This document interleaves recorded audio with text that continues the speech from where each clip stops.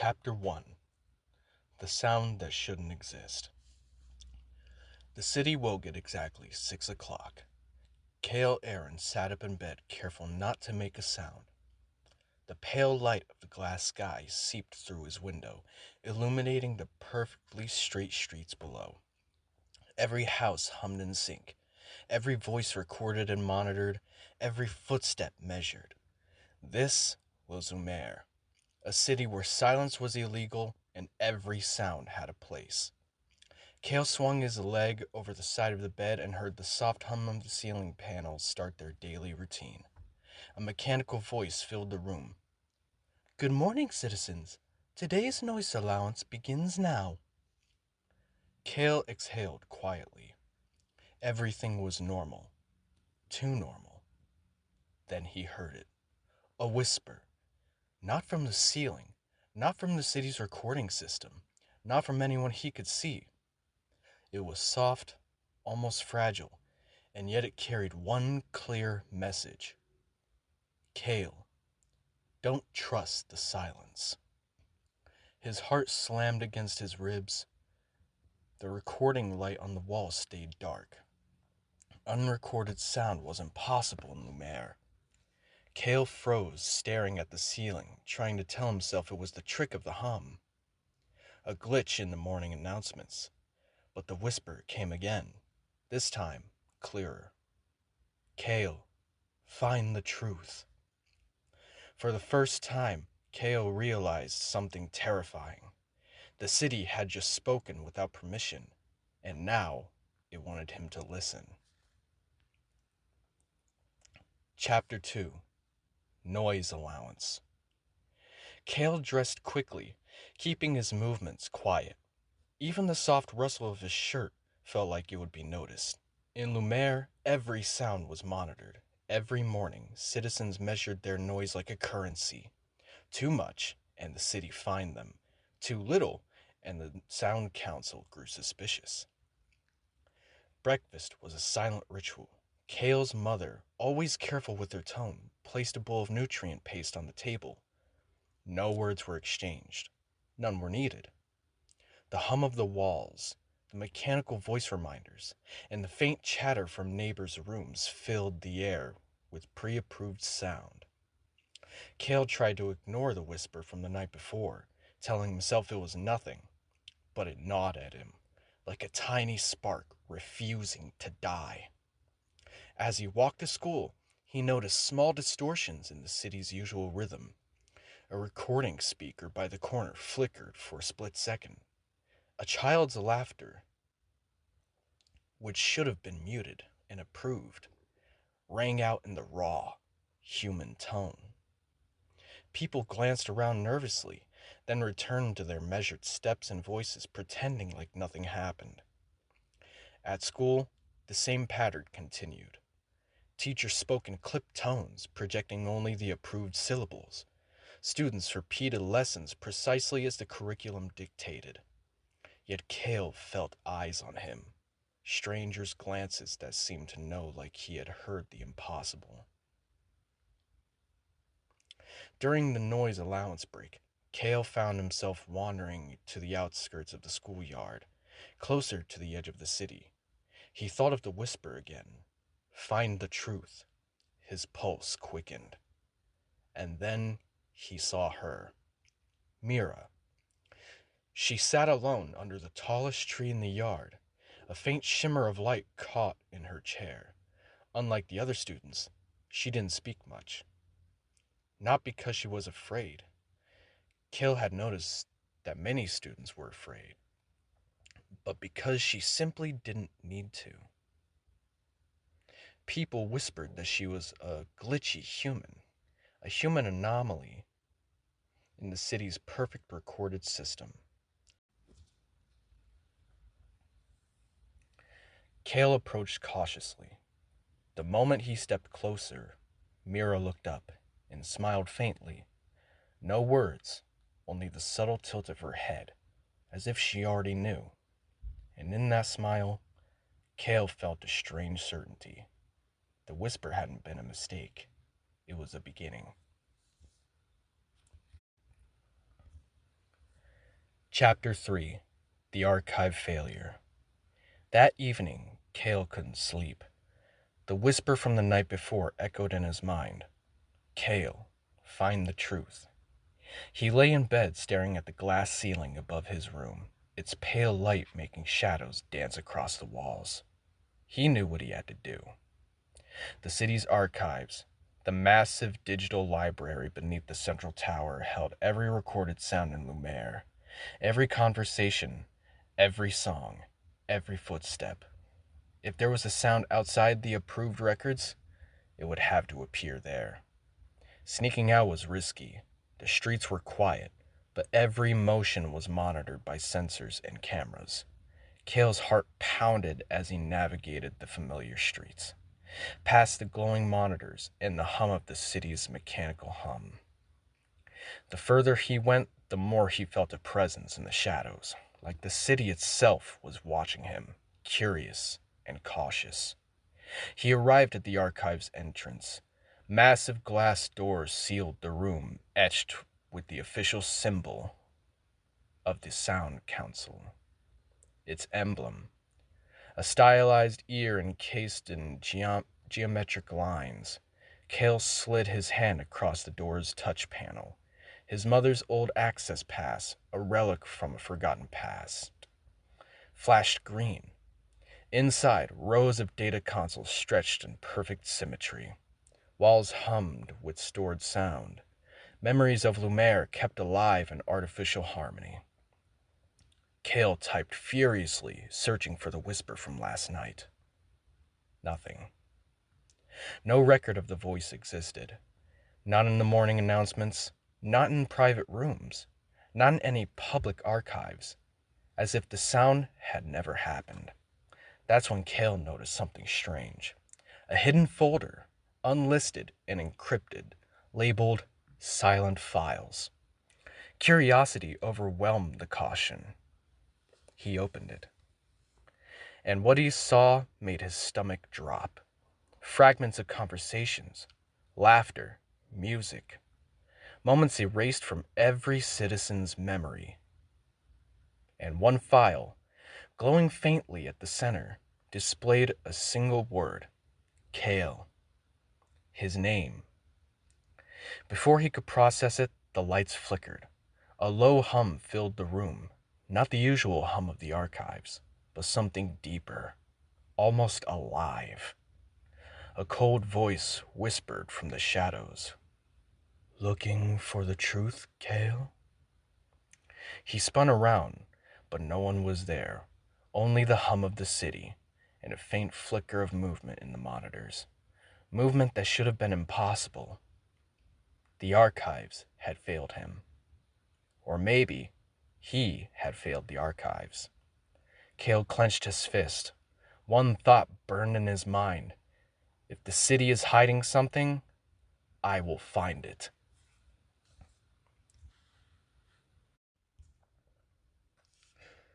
Chapter 4. Glass above, walls below. The next morning, Cale walked through the city with a new weight pressing on his chest. The whisper, the hidden folder, the sense that someone or something was watching him.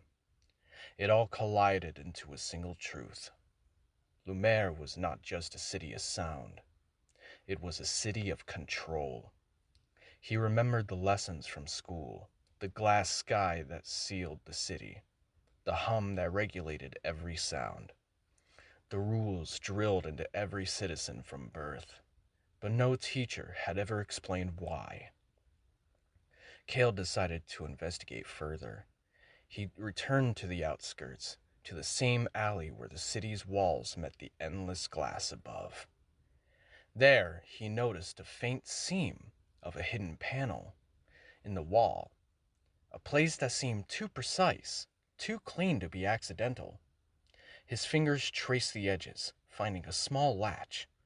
With a gentle pull, the panel clicked open, revealing a narrow stairway descending into shadow. Below, the air was colder. The hum of the city above was muted, replaced by silence so complete it pressed against his ears. Dust hung in the air, untouched by the approved noise above. Cale's footsteps echoed against stone walls, unrecorded, unauthorized, illegal. At the bottom of the stairway, he found a small room illuminated by a single flickering screen. On it, images of Lumiere in its early days flashed. A sky that wasn't glass, children running freely through the streets, filled with natural sounds, markets alive with music and conversation. He saw streets filled with laughter, citizens singing, and a city that remembered itself. Then he saw a message carved into a plaque beneath the screen. Silence is not protection. Silence is control. Cale understood. The Sound Council hadn't banned silence to protect the city. They had banned it to erase it. Every memory, every sound that didn't fit their perfect record had been removed. The city wasn't safe. It was obedient. A soft movement made him spin around in the corner. A girl sat cross-legged, her hood pulled low. Mira. "You found it," she said quietly, almost smiling. "Most don't last this long. Most just accept the hum and the rules." Cale's voice caught. "Why? Why erase everything?" Mira shrugged. "Because people forget too much when they remember nothing. And because some truths are dangerous." Cale felt a chill. Dangerous to whom? He thought.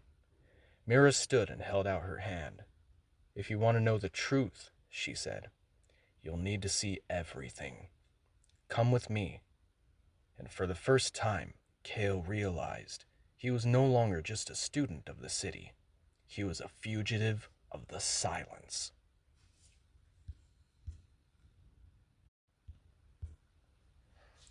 Chapter 5. The Girl Who Doesn't Speak Much. Mira led Cale through a narrow corridor beneath the city, one that smelled faintly of metal and old air. The hum from above faded with every step, replaced by the soft drip of water and the distant echoes of voices that didn't belong to the official recordings. They entered a large, dimly lit chamber. Around a circle of small mismatched chairs, a handful of people whispered quietly to another. Their words were fragmented, hurried, and unrecorded. "This is the quiet network," Mira said. "People the city erased, or tried to erase. They remember things the Sound Council doesn't want anyone to know." Cale's eyes widened. There were adults and teenagers, some with dark circles around their eyes, all with cautious expressions. One woman glanced at him, then at Mira. "Another one?" she asked softly. "Yes," Mira replied. He heard the impossible. Cale swallowed. The impossible. That whisper from the night before. A young man stepped forward. "I'm Joran," he said, voice low. "And you are?" "Cale," he managed. Joran nodded. "Then you'll fit in here. But know this. Nothing is as it seems. The city lies. Everything above us, the hum, the glass, the records, they want you to forget, to obey, to believe." Cale's mind raced. Why? Why erase everything? A small, quiet girl in the corner looked up. She saw nothing, said nothing, but her eyes met his. In them, Cale saw defiance, fear, and knowledge beyond her years. Mira noticed his gaze and whispered, "That's Leora. She's our sharpest mind, and she only speaks when necessary." Leora gave a faint nod. Cale understood. Not all members of the network needed to speak. Some remembered enough to act, even in silence. Joran leaned closer. "The Sound Council wants to control not just your actions, Cale, but your memory. Every unapproved sound, every forbidden conversation, they erase it from existence. We're here to remember it. Cale's chest tightened. Every whisper, every laugh, every sound he'd ever thought fleeting or meaningless. It might have already been erased. But why me? He asked. Mira's gaze hardened. Because you heard.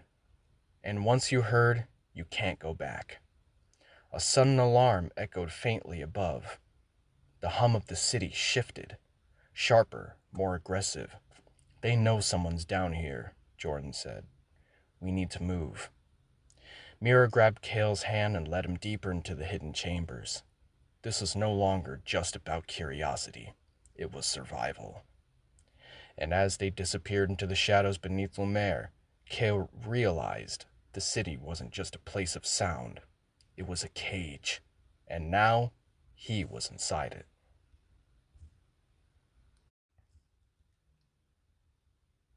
Chapter 6.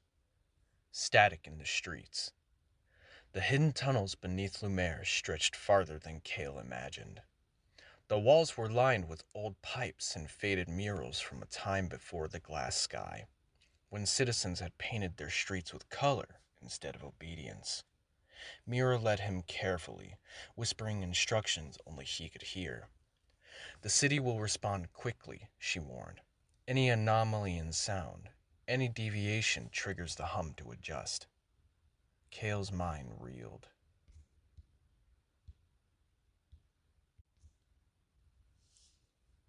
The whisper, the hidden archives, the erased conversations. It all made sense now. The city wasn't failing. It was fighting him. They reached a small chamber, circular, lined with monitors. Through flickering images, Cale could see the streets above. Normally precise and orderly, they now showed tiny bursts of chaos. A bird's chirp had escaped a censor. A child's laughter lingered longer than approved. For a brief moment, the hum of the city faltered. Static, Mira whispered. That's what we call it. Any sound the city can't control creates a ripple, a tiny crack in their system. Cale leaned closer. On the screens, he noticed people pausing mid-step, confused by the unusual sounds. Some glanced nervously towards the sky. Their memories seemed to falter, as if the city's control was already slipping. This is why they monitor everything, Joran explained. The Sound Council can't risk people hearing real life. It spreads too fast. Static grows into questions.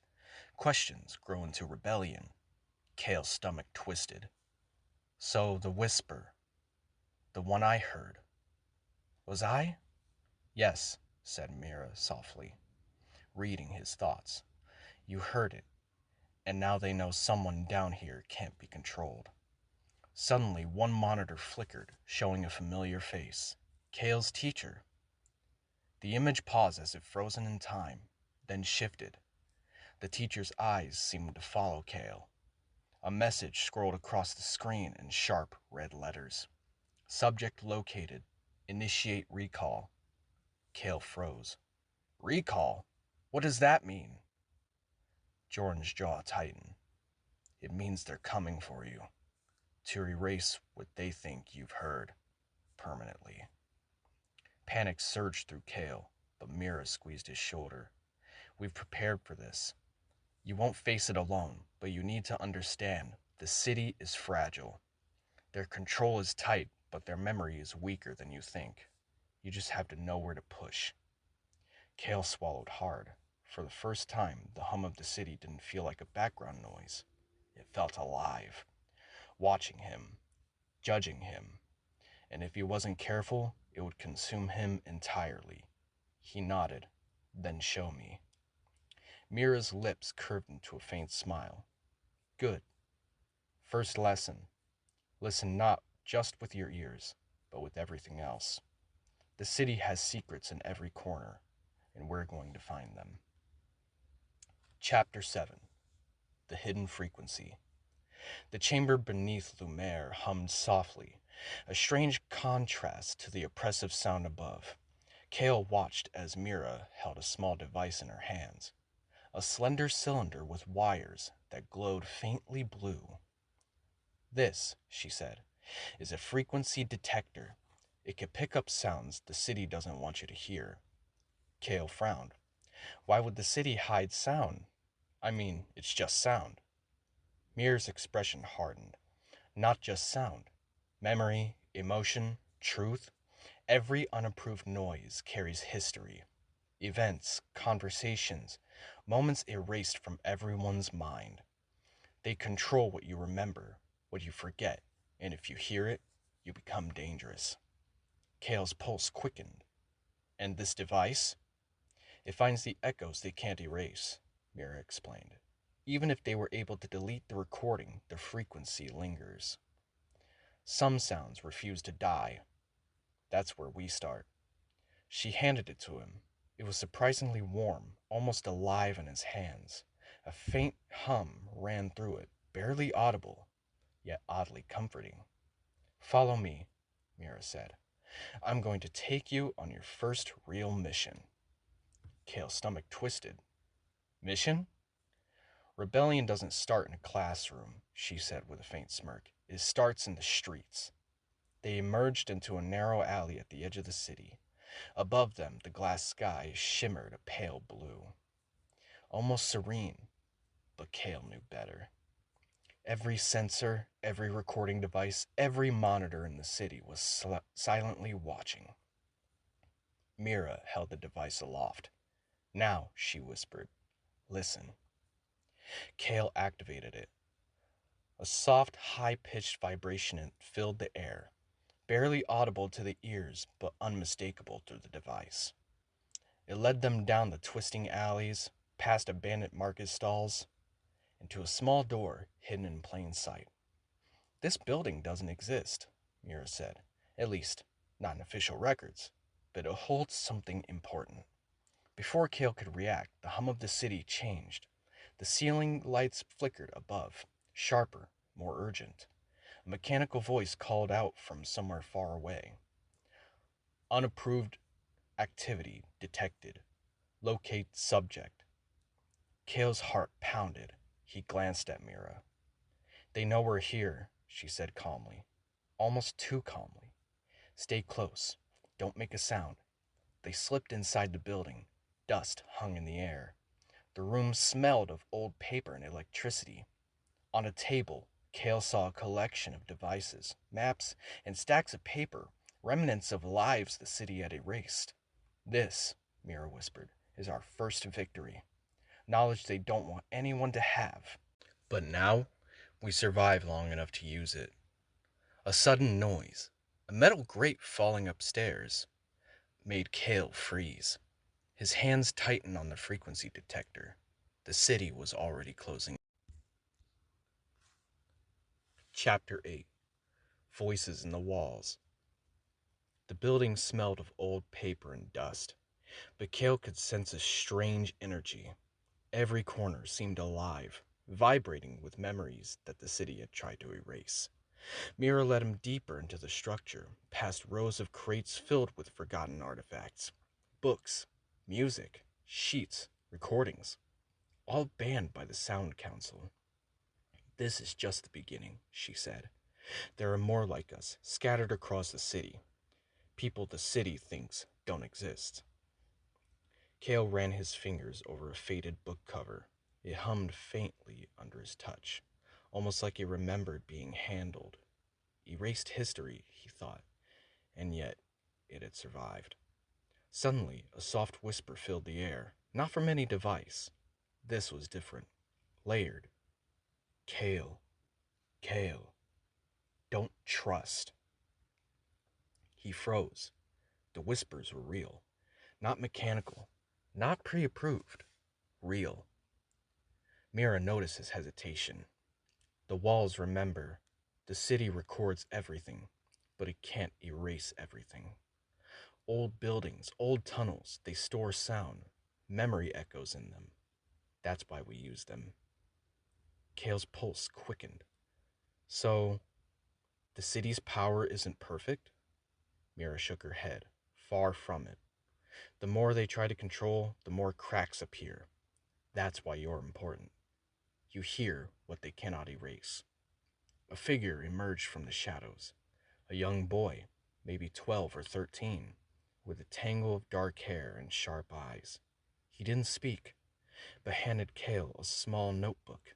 On it were hastily drawn symbols, diagrams of tunnels, and sequences of frequencies. Leora sent this, Mira said. She's our most careful scout. She communicates through the walls and notes. Her silence keeps her safe. Kale opened the notebook.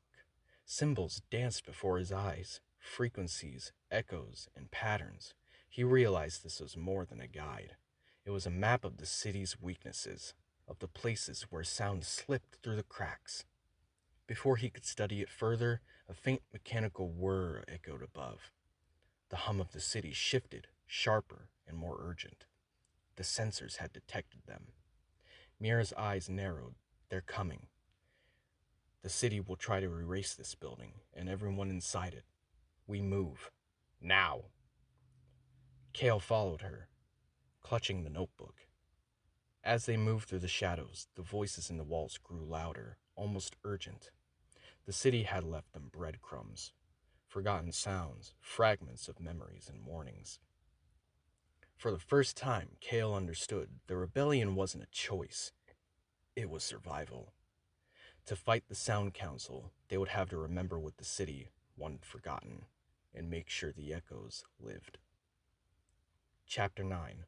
Below Lumiere. The hidden tunnels beneath Lumiere stretched farther than Kale could see. A labyrinth of forgotten street pipes and ancient stone walls. The hum from the city above faded as they moved deeper, replaced by a silence so complete it pressed against their ears like water. Mira led the way, her steps confident and silent. Most citizens never know what's beneath the city, she whispered. Those who do either hide or disappear. Kale shivered. The air was cooler here, carrying a faint scent of damp stone and old memories. Shadows danced across the walls, cast by the small lantern Mira carried. Every corner seemed alive, vibrating with faint echoes, laughter, whispered warnings, music long banned. This is where we gather, Mira said, turning a corner. Ahead, a wide chamber opened up. It was filled with people, teenagers and adults alike, huddled in small groups, talking in hushed tones. Devices lined the walls, old radios, frequency detectors, and monitors showing the streets above. A man with sharp features and a carefully trimmed beard stepped forward. You must be Kale, he said. I'm Valen. Welcome to the hidden network. Kale hesitated, feeling the weight of their gazes. I don't know what I'm doing here. Valen smiled faintly. None of us did at first. But the city doesn't wait for anyone to be ready. Either you act or it erases you. Another figure approached. A woman with short hair and piercing eyes. She introduced herself as Rena, the network strategist. We've been tracking disturbances in the archive, she said. Someone heard something unrecorded, something alive. That's you, Kale, and that makes you valuable, and a target. Kale swallowed hard. So, what do we do? Rena gestured to the maps and devices around the room. We survive, we hide, and we find every forgotten sound the city tried to erase. Every whisper, every memory. That's how we fight them. Mira led Kale to a corner where Leora sat, her notebook open, symbols drawn in careful sequences. She's our scout, Mira whispered, the one who knows the tunnel like the back of her hand. And she communicates without being heard. Kale felt a spark of hope. If the city controlled sound, then their strength lay in remembering it and sharing it quietly, secretly, and safely. Suddenly, a distant vibration shook the walls, a warning. The city sensors were probing, looking for unapproved activity. Valen's jaw tightened. They're aware we're here. Move. We have tunnels that lead to safe points. Stick close, and don't make a sound they can record. As Kale followed Mira deeper into the labyrinth, he realized the truth. The city above wasn't just a place to live, it was a cage, and beneath it, the rebellion waited, silent but alive, ready to remember what the city tried to erase. Chapter 10: The Quiet Ones. The tunnels led Kale and Mira into a larger chamber, the walls aligned with ancient stone and glowing panels that hummed faintly. It was here Kale met the rest of the network, the Quiet Ones, people the city had erased from memory, but who refused to disappear. Some were teenagers, like Kale and Mira, with sharp eyes and quick reflexes. Others were adults, older and more cautious, who had survived the city's erasure attempts by staying hidden for decades. They spoke in whispers, gestures, and notes, their presence a testament to resistance. Valen approached Kale. "These are the Quiet Ones," he said. "They remember what the city wants forgotten. Every sound they've preserved is a weapon, a truth the Council cannot destroy." Kale looked around. The network was small, but determined. Leora scribbled notes on a tablet, her eyes flickering between symbols and monitors. Rena mapped the city above, marking weak points and hidden pathways. Joran monitored audio streams, catching snippets of forbidden sounds. Mira leaned close. "This is why you're important, Kale. You heard the impossible. The city can't erase you easily because you've already connected to something it can't control. Memory that survives sound." Kale's pulse quickened. "So, we fight them with what exactly?" "Knowledge," Valen said, "and with echoes. Every whisper, every forgotten song, every erased conversation, they all matter. The city thinks it can control what people remember, but memory has a way of fighting back." Suddenly, a monitor flickered to life, showing the streets above. A small crowd had gathered in one of the city squares. Someone was speaking, unsanctioned, unrecorded. People listened, their movements hesitant but alive. Rena's eyes narrowed. A ripple. Someone else has begun to hear what they shouldn't. The Council will respond fast. This is the moment we've been waiting for.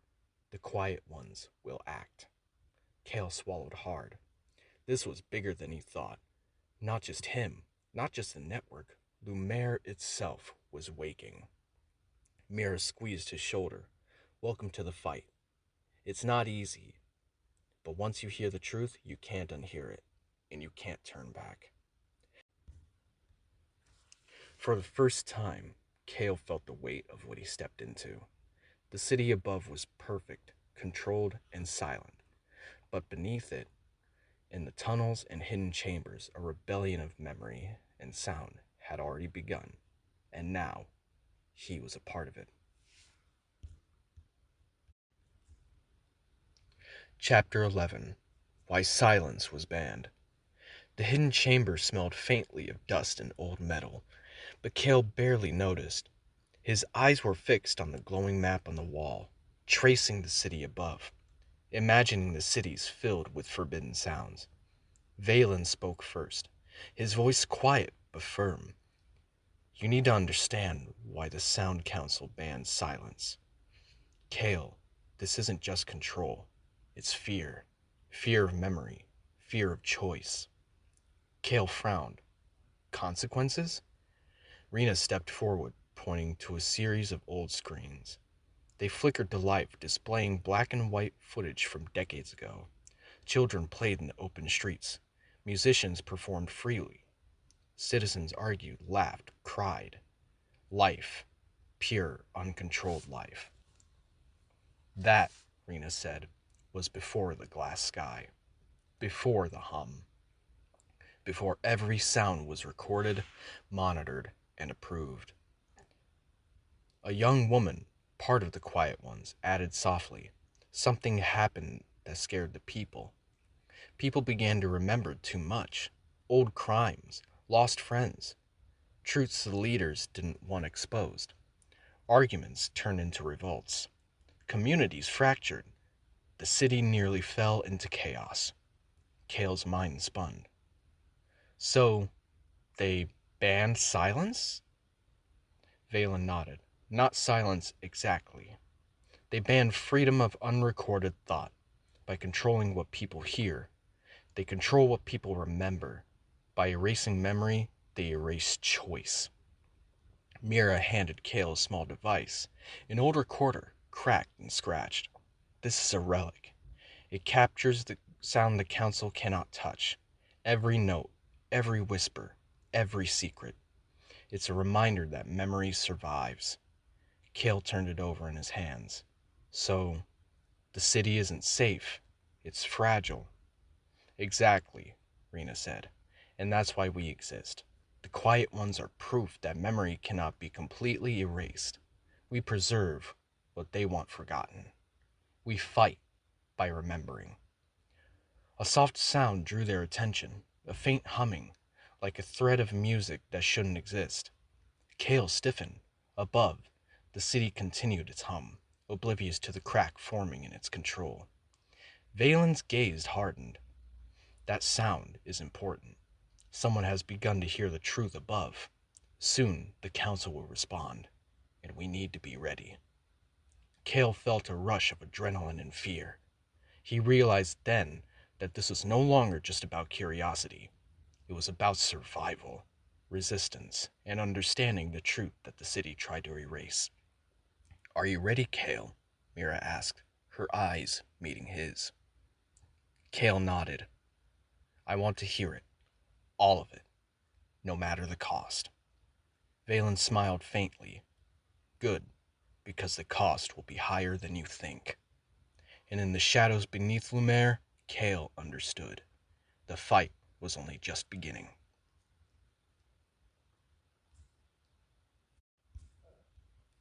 Chapter 12. A Name Removed. Kale sat cross-legged on the stone floor. The small recorder clutched silently in his hands. Around him, the quiet ones whispered softly to one another, mapping out their next move in silence. Every word had to be measured, every sound carefully controlled. Valen approached him with a worn folder.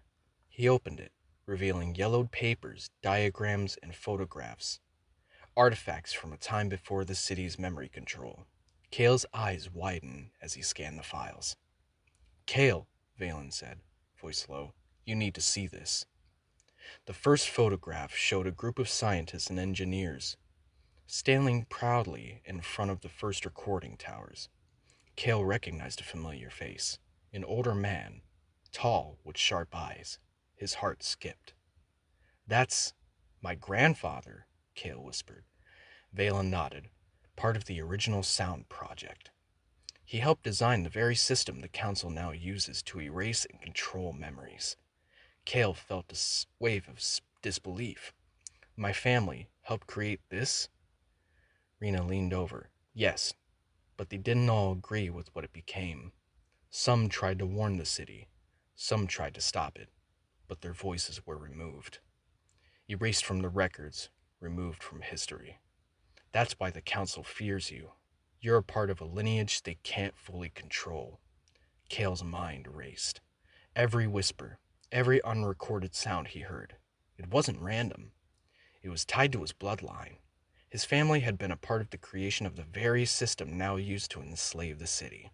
And now it seemed that history was coming full circle. A chill ran down his spine as soon as he took the folder. Diagrams showed hidden pathways, weak points in the archives, and silent frequencies. The very technology the Quiet Ones had been using to resist. They left instructions, Valen said softly. A way to undo part of what they started. Only someone who knows the system and isn't afraid to hear the truth can follow it. Kale swallowed hard. So, it's me? Mira placed a hand on his shoulder. It's always been you. You heard what no one else could. You remember what no one else dares. Now it's your choice. Stay hidden or step into the truth. Kale's chest tightened. He realized the weight of the legacy his family had left him. The city above wasn't just a cage. It was built by his own bloodline. And the fight to reclaim the memory of Lumiere might rest entirely on his shoulders. He looked up at the faces of the quiet ones, their eyes silent but determined. He felt fear, but also something else, purpose. "I'm ready," he said, voice steady. Valen nodded. "Good. Then it begins. And remember, they will come for you. The council always comes for the ones who remember." Cale clenched his fist. For the first time, the weight of the past felt like power. And in that moment, he understood he was no longer just a listener. He was a force the city could not erase.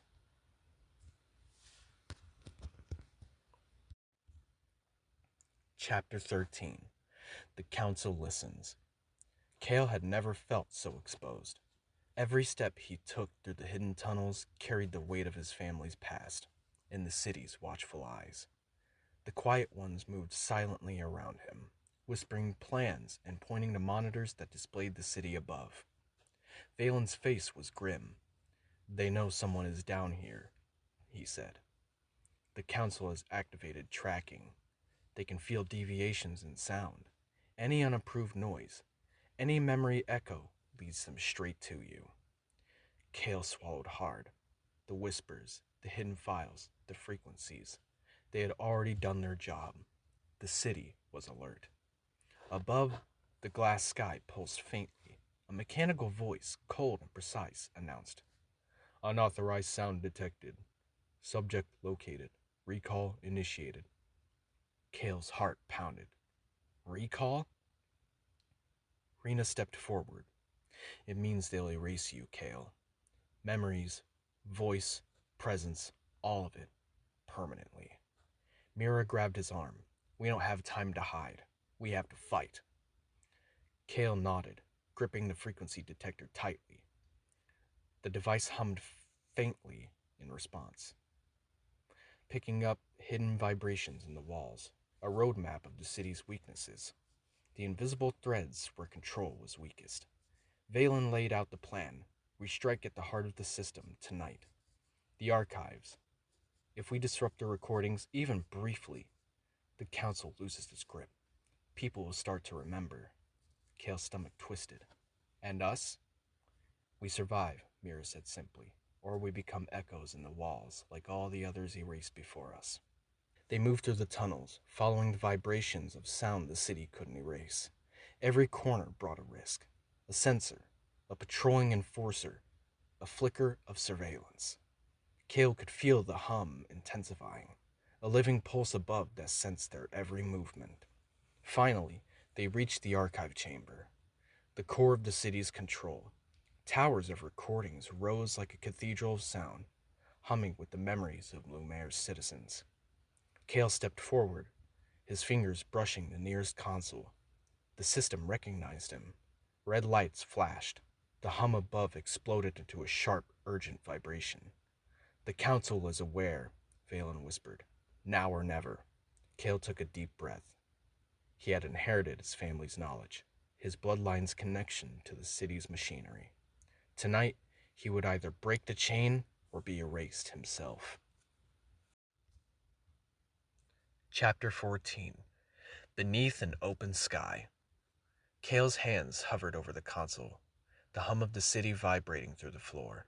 Every nerve in his body screamed caution, but he could feel the weight of the quiet ones behind him. Their trust, their hope, their memories, preserved against impossible odds. "The system's vulnerable," Valen whispered. "You know what to do." Cale nodded. He thought of the hidden frequencies, the erased voices, the whispers in the walls. His family had helped build this city. Now he would use their knowledge to undo what had gone too far. He activated the sequence Leora had mapped, sending pulses through the archive's towers. The hum of Lumiere shifted violently, flickering and splintering like glass cracking. Lights above pulsed, alarms screamed, but Cale held steady. The frequencies resonated, merging with the echoes of forgotten sounds, the laughter, the music, the the voices of people long erased. And then the impossible happened. A crack appeared in the sky above.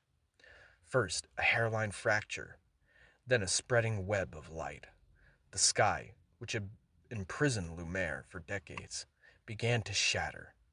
Sunlight poured in, pure and golden, bathing the city in warmth and sounds. Birds, long absent, sang as they returned. Children's laughter rang true. The council's alarms blared. Mechanical voices cried out orders, but their control was gone. Memory surged back into the streets. Citizens paused, bewildered at the freedom of real sound. Faces lit with recognition, understanding, and joyous. Kale stepped back, watching. Mira, beside him, smiled faintly, silent but triumphant. "You did it," she whispered. He shook his head in disbelief. "We did it." Valen appeared, eyes glistening. "The city remembers itself again. And the quiet ones, you preserved what they thought was gone forever." Kale looked at the city above, open to the sky, alive with unrecorded sound. The hum was gone. The silence was no longer feared. Lumiere breathed. Mira leaned close. "This is just the beginning. People will have choices now. Memory will survive. In the city, it's free." Kale smiled. For the first time, he felt unbound. He had inherited a legacy, yes, but now he had forged his own. Above, the glass sky lay in shattered fragments, glimmering in the sunlight. Beneath it, the city's heartbeat returned. And Kale listened, not to control, not to fear, but to life itself. The echoes of Lumiere had returned. The end.